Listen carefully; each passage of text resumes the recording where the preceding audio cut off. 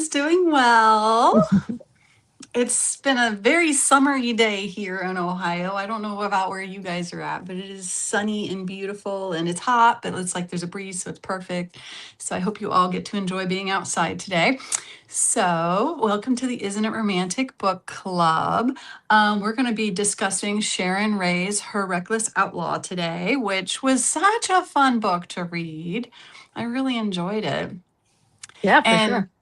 there was like a part in there I just like totally laughed out loud. We'll totally talk about it when Sharon gets here, but like it was just the cutest little thing. Anyway, if y'all are new here, I am Abbie Roads. I write dark romantic thrillers. I tell people think like an episode of Criminal Minds meets a love story with a twist. I have a little stack of books and Dangerous Dreams and Broken Dreams and Shattered Dreams and Defying Evil and Capturing Fate are my other two. And that's me. And I'm Diana Muñoz Stewart. I write romantic suspense for the strong of heart. I have another catchphrase, but I can never remember it. So maybe next time I'll have that memorized. And my latest book is coming out in July 28th. It's called Hard Promises. Oh, I love the And purple. I know. Don't you love that? I do. I love that cover. So, and I'll talk about the covers when or if we ever talk about my book. So welcome, everyone. Hi, everybody. I'm Jennie Marts. Jennie, you're muted. Oh. No, you're not. Oh, you can hear Jennie? I can't hear Jennie. Okay. Yeah, I can. I might exit out and have to come back in. So. Okay. All right. Can you hear me now? Yeah, I can hear you. Okay. I'm Jennie Marts, for those of you that can hear me. And I write small town stories with humor and heart and occasionally a dead body. So I write Western romance. I write cowboys and hockey playing cowboys. And my Last Ranch is my newest cowboy series.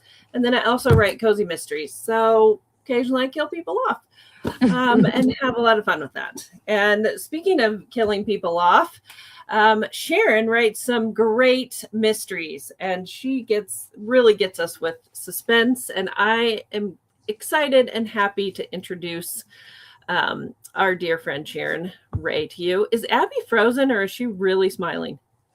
She's frozen. I was like, Abbie is really smiling. And I'm like doing all this stuff. So oh my gosh. Okay. There was two of you for a second. I was like, Abbie is really happy about this. Oh, good. Oh my, you guys, I can't hear you both now. Something is so weird on my end. I'm going to exit out and get on a new device. Okay. Sorry to cause technical difficulties. Okay, that's okay. I'll introduce Sharon while you're gone. Okay. So here she goes again. All right, Sharon Wray, our dear friend Sharon, is a USA Today best-selling author who writes modern myths. Her stories live in small towns and shadowed cities, in motorcycle clubs and military brotherhoods, in haunted woods and broken systems. They range from contemporary romance to romantic suspense to paranormal worlds to gothic women's fiction, but they're all driven by the same question: what happens when love refuses to stay silent? Oh, I love that. She's drawn to wounded heroes, relentless heroines, and communities built on half-truths. Aren't you just so excited to just read everything she writes now? So she writes about people who were told to endure quietly and what it costs them when they do. Again and again, her stories return to the same truth. Healing begins when someone is brave enough to ask the dangerous question. On a less interesting side note, so funny. Sharon has the most interesting life you could imagine. She is also a chemical and patent librarian who once studied dress design in the couture houses of Paris and worked for the Red Cross in South Korea. You're right, Sharon. That is not interesting at all. Voted wife, mother of twins, and caretaker of rescue dogs. She's rep by Deidre Knight and Christy Hunter of the Knight Agency. Welcome, Sharon Wray. Hi, Sharon. It's so weird. I was laughing and talking, forgetting I wasn't on screen. I'm not used to being on the backside of things. Yes. All right. Is Abbie good? Abbie, can you hear us now? You're all good? I'm good. I switched devices. I think I'm all good. All right. So, Sharon, we loved your book, Her Reckless Outlaw. For those of us who have not read it yet, not us, those of us on the in the comments and in the live stream. Tell us a little bit about this story. So Her Reckless Outlaw is one of the books in the Kingsmill Courtship series, and it's a book later in the series, and it's the first of 3 books in the series that's a redemption arc for the hero. The hero is a very wounded, literally physically and emotionally wounded character who's the president of an outlaw motorcycle club. And he has an accident in a previous book, and now he has selective mutism, which was actually really hard to write. I don't recommend writing any character that can't really express themselves from a point of view character. It's one of the questions I have for you. It's really hard. I was wondering too. Not easy. And it's a second chance love story. He falls in love, or is reacquainted with it takes place in a very tiny town in Shenandoah called Kingsmill, and there's only one speech therapist for like the entire county, which is enormous, as you can imagine. And she's actually a children's speech therapist, but she's tasked with helping him regain his ability to speak and try to understand why he can't speak. But in the process, she realizes he's playing a very dangerous game with the Outlaw Motorcycle Club. They actually tried to kill him, which is why he had this terrible accident, which is why he's chosen not to speak. And they're still after him. And he decides to play a very dangerous game by going back in to regain his presidency for reasons that he can't really explain to her. 1, because it's difficult for him to communicate, and 2, he doesn't want her to know because it's going to put her in danger. And she has to force him to make a decision. What world are you going to live in? And it's just the first of the 3 books in his arc, and it's hard for him. He has to make a very difficult decision of which world he's going to live in. The other thing that complicates it is he comes from an outlaw motorcycle club family that actually owned a Christmas tree farm. So he's living on this derelict farm. His brother and his father are all in prison. But partway through the series, you learn he's actually not the son of that man. He's the son of another man in town who has 6 sons. And those 6 sons don't accept him. And they all grew up together. So everyone has known each other since birth. And these 6 sons don't accept him. And so he's literally living in a world where he's not accepted by anybody, including himself. So it's kind of a darker story. I don't usually write stories this emotionally dark, but I really enjoyed writing this one. And I loved his heroine because she was relentless in trying to make him face at least the beginnings of what he's going to have to overcome in the next couple books. Anyway, that's it. That's it. That's all I can remember. That's it. And I'm sorry, I've been driving all day. I'm in Charleston, South Carolina for a family wedding, and we just spent like 9 hours in the car. That was great, Sharon. Are you kidding? You're on. So, anyway. Yeah. Anyway, so how many of all those brothers' books are already written, and is there a future of all those 6 plus 4, however many brothers there are? Yes, so a lot of them are written. I think this book is number 20 in the series. When I started writing these books during the pandemic, I had someone close to all of us tell me that I could never write a novella. And it was said in a very derogatory, dismissive way. And I took that as a challenge to write a novella. Don't you tell Sharon she can't do something. That's exactly right. And I did it for a Ukrainian charity anthology. It was right at the beginning of the Ukrainian war in 2021. And I wrote, it was short, and it was okay. It's fine. But as I was thinking about writing this, a friend of mine said, "Oh, I'm in this Halloween anthology. Why don't you write a new book? And it's something completely different." Because at this point, I wasn't sure where I stood with my traditional publisher, if there would be more books or not. So I'd write something completely different. So I wrote a Halloween story, takes place in Kingsmill. I had no idea that would become the second book in a series of like 26 books. I had no idea. I just wrote a 25,000 word novella. And so after I wrote it, she said to me, "Why don't you just join this one?" And what I liked was I was actually getting paid. Like, I don't make a lot of money on these things. No author really makes a ton of money on these. Yeah. But it's nice to get a little bit of a monthly income from an anthology. They're out for 3 months. You get, some money. Might be enough to buy another cover for another book or take your husband out for split a pizza or something. But I liked getting paid. Like I said, it's not a lot of money, but I liked getting paid. And so again, it took me a long time with negotiations with my publisher. I was in a holding pattern, and the stuff my agent was submitting they weren't even going out because it was during the pandemic. Mm-hmm. Things were crazy. So I just kept writing stories in this world, like, oh, well, he needs a story. Oh, he needs a story. And it was about 10 stories in, my friend who originally got me into the Halloween anthology said, I think you have a much bigger series here. And I was like, I don't know.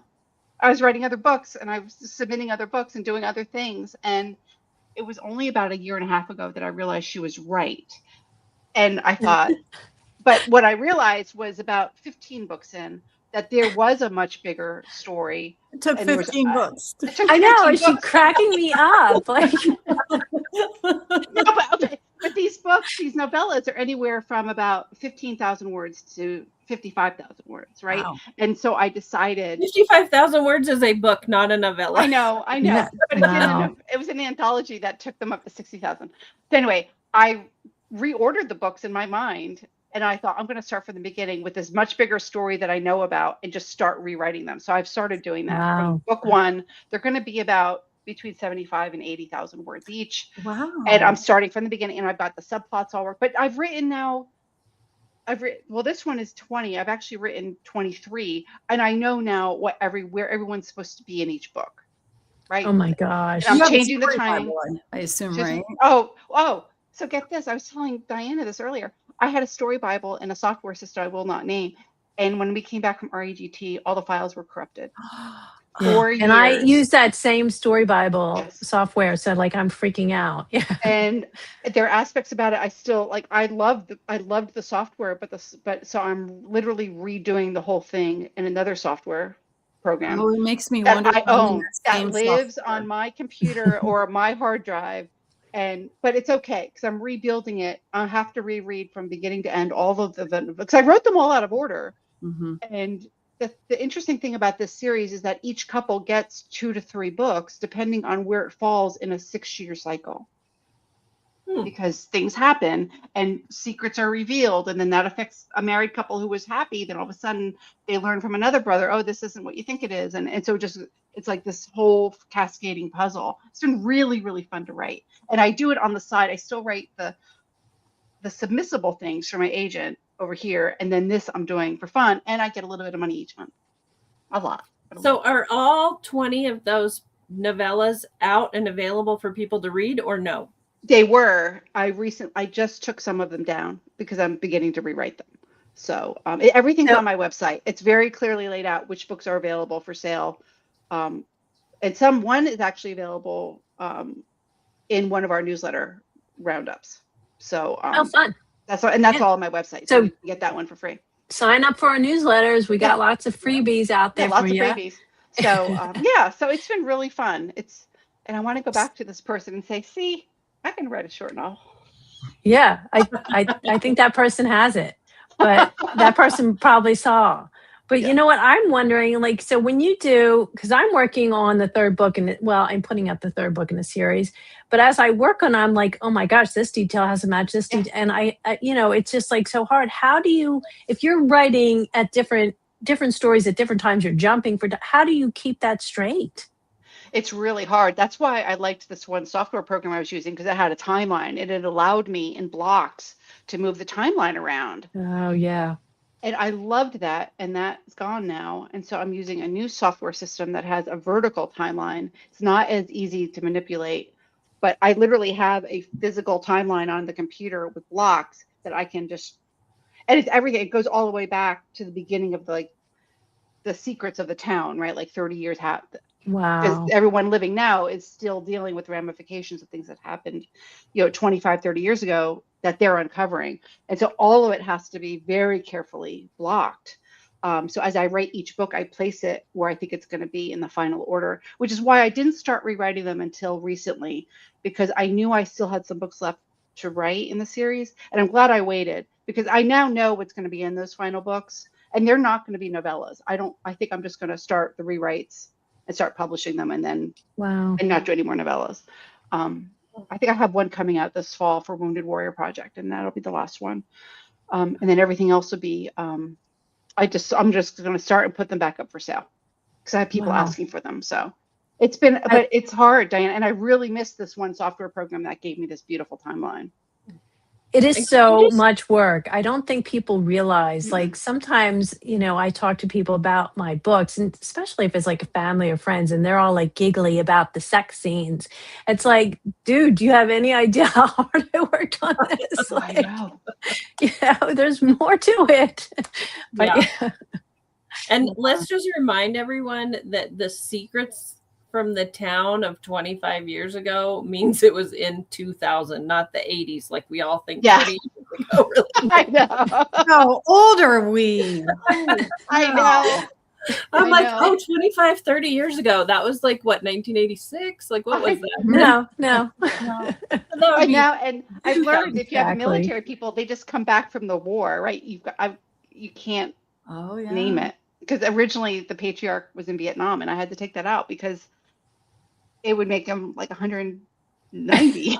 I know. It just wasn't, you know what I mean? It just wasn't going to work for the timeline that I was working on. Yes. So, but I hate, unfortunately, there's always a conflict somewhere. So there always is. And the one thing about setting the stories in the mountains, because I live not far from that area, is there's often no cell service. So I can rely on that a lot. That's been freeing.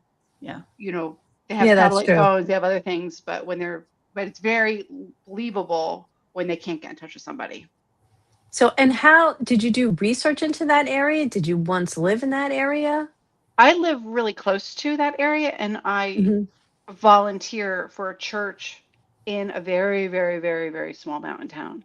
So, and I've gotten to know the people there. Because you know the lingo, you got the lingo down. Yeah. So, and I have friends who live out there now that I can call on and say, hey, would this really happen?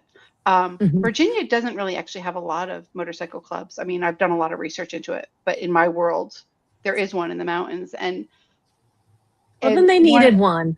They one. They had a deficit. And one of the things that is in the whole series is this. I live in Virginia.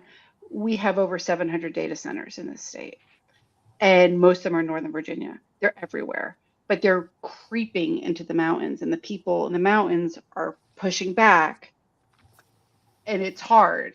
There's a lot of water out there, right? There's a lot of the Shenandoah rivers, there's other rivers out there. There's the Capon River, and what I'm using in my series for the club, because I do have members of the club who become heroes, is this idea that it isn't another club that they're up against. It's about this greater, the world coming in with drones, with data centers. Like, it's the kind of stuff that they've never had to deal with before.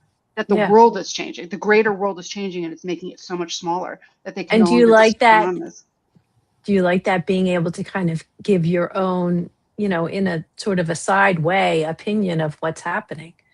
A little bit. Yeah. I try to keep it very, I try not to be overly, but I see it. I'm living it. I'm literally surrounded by data centers. You could go a half mile from my house and there's over 100. Holy cow. Wow. And all right. So Sharon, I have a question for you. So for those of our readers that have not met Sharon, the four of us have been friends for a long time. She is the most lovely, kind, thoughtful, sweet person. And she's writing these like dark motorcycle club tattooed. I don't know where that comes from. Like, tell us about, like, what's your research process? Are you going into some biker bars? Are you visiting with, some guys named Spider and admit it? No, I'm actually not. But I have a lot of friends, and I come from a big military family. And so for all the military stuff or the veteran stuff, I can just draw from them. And two of them have very good friends that are in legal, normal motorcycle clubs, but they've given me a lot of good information and lingo, and they have friends in the other clubs. So they want me to get it right. I mean, they don't want me to make stuff up. So they're very, very, very forthcoming with information. And I did use a counselor to help me with the selective mutism, because I knew Abbie was going to read the book. Well, and It's funny about your motorcycle clubs because I had a client a guy who was he was one of the presidents of our local motorcycle club, and he, in his much younger years, would tell me stories about how he would he's riding his motorcycle across the country, and they would come to another club and they would get off their bike and go in, and they would set a big knife down, right where they were sitting at the bar. And that was a sign, don't mess with me. I'm just here for a drink, and it's they had this little language, of what they do. I'm like, this is a whole world. I know. It's a whole world. It's a whole world. I actually have another series I'm working on about that whole world. I haven't published that one yet, but yeah, it's about people in that club. I'm sorry, Diana. You're going to stay with the motorcycles. Readers like them, and they're fun to write. As long as I'm having fun, I figured, why not? Yeah. And readers seem to like them. So that's called the Road and Ruin series, and that's not out. I wrote one for a friend in her anthology, and it actually did really, really well. But that was only a one. It was related, but I was just going to write one. It's fun. It pushed my boundaries because they use language I don't normally use in my books. That the heroes use language that my heroes don't ever use. So I had to write a hero that was using language. So it's I have to look that word up. I don't know what that means. It's kind of dirty. I don't know if I should use that word. And I had to use it. So this is a totally different series, what you're talking about. The Road and Ruin is totally different series. Totally but is it like a spin-off or no? Yes, it's a spin-off. Okay. So it's the same motorcycle club, the Devil's Renegades, but it's their stories. So it takes place in a different town. It takes place in another Appalachian town, deeper in the mountains, closer to West Virginia. So I see. Special editions that you need to be working on, and once I get them out, yes. Once I get the paperbacks out and rewritten, then I will work on the special editions and the audio files. But it all takes time. It does. Yes, well, it seems like you're rivaling Jennie with the amount of stuff you're putting out. So how long does it take you, to write a novella, and how long do you think it will take you to transform it into a novel? Well, Jennie taught me a lot about writing novellas. I really appreciate that. It takes me a month for a good solid draft. And then I send it, I could send it to an editor, and then probably another 2 weeks back and forth of getting it cleaned up. So 6 weeks. I don't like to do that, but I can do it in 6 weeks. Wow. The rewrites are taking me longer than I thought. I think that the rewrites are going to take me 3 to 4 months each. Yeah, because you got to hold 20 books in your head at the same time. Yeah. Yes. And and what really slowed me down was having to rebuild the entire story Bible. It's taken me over a month, and I'm still not done. I lost years of data.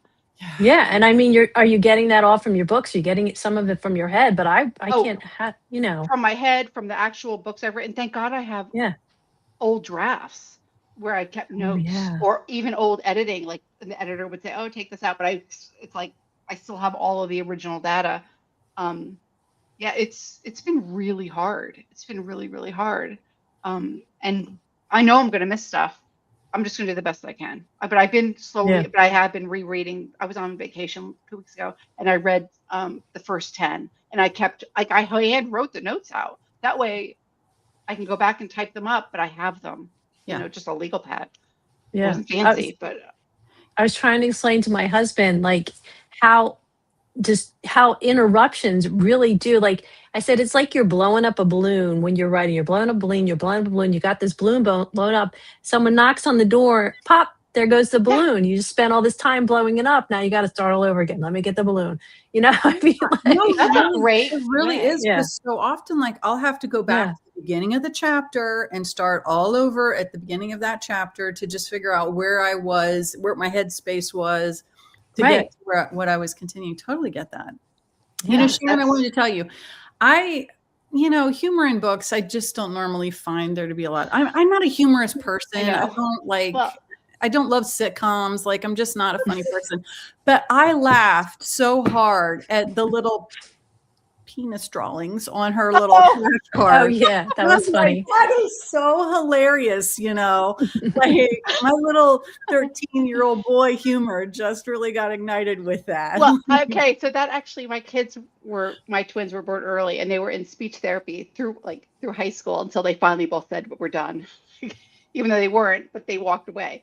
Well, that actually happened in one of their therapy classes. They came home laughing, giggling. They didn't do it, but one of the other kids did it. So that's I pulled from That is hilarious.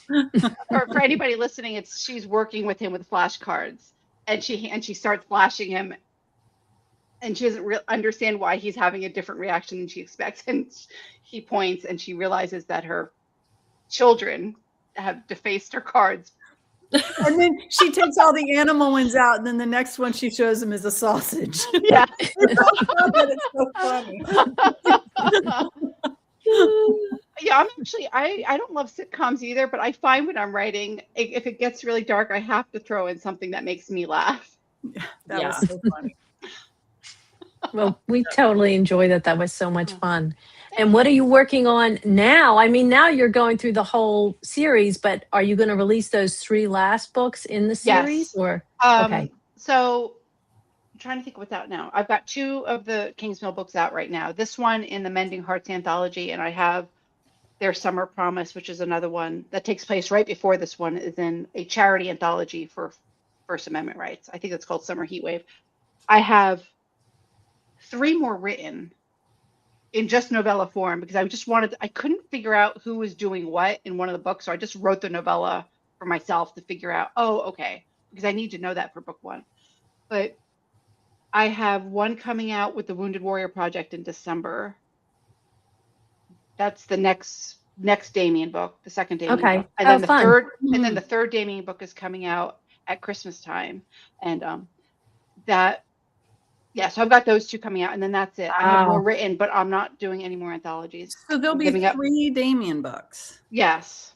And so do those 3 books then add up to your one single title? You'll put those together to make one book? Okay. No, each one's going to be between 75 and 80,000 words. Wow. Because I now have subplots for the town. Like I have a subplot for the town, and I have a subplot for a mystery. So are those the 3 stories you're releasing this year, or do you have another story you said? all Damien's this year? Yeah, I think that's all day. I had one come out, that Summer Heatwave came out. Oh no, I have another one coming out. So it takes place a year earlier, and it was supposed to come out in February, but the anthology coordinator, her house burned down. And so she's postponed it until the fall.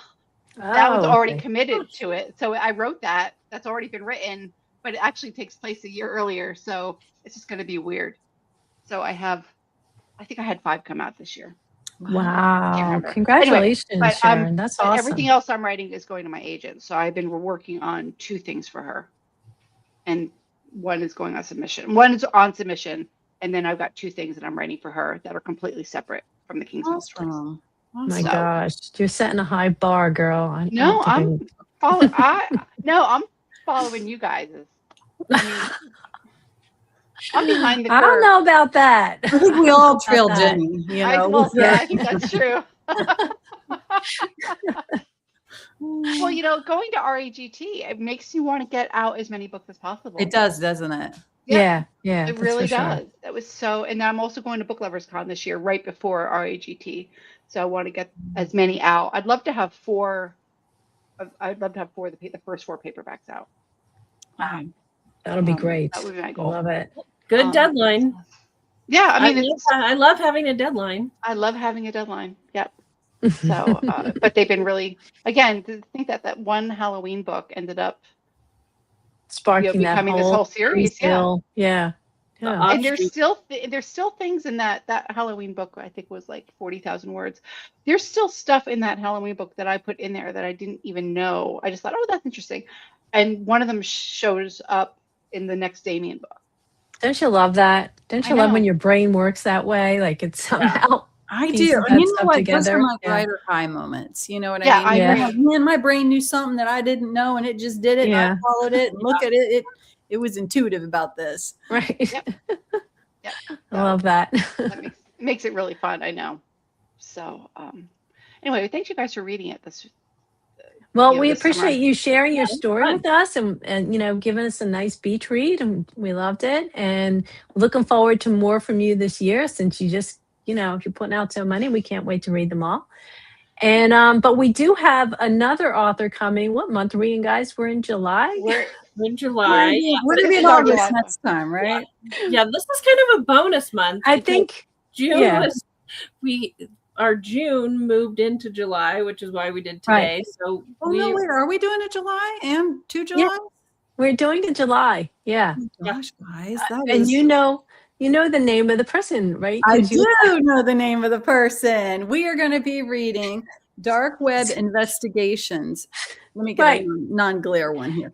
Katie Metner. Katie Yes. We're Metner. so I'm excited to excited. talk to her. Yeah, she's we been such absolutely a- cannot wait. Such a supporter to our group, for Yeah, the Fall Into a she's Book great. giveaway. And, Mhm. she's a fan favorite every year for the Fall Into a Book giveaway. So I am, it's funny. I don't think I've read Dark Web Investigations. I've read so many other ones of hers, but I don't think I've read that one. And then, what, I'll probably start reading and be like, oh yeah, I did read this one. So No, I think I actually have read it because I started reading it the other night. And I was like, I think I might have read this. yeah, But I love all her Isn't that books. funny? So Isn't that I funny? know. Yeah. so funny. Well, that should be fun too. So that's the end of July, guys, and we will see you back here then. All right. So Okay. enjoy your summer. Bye. Happy Thursday.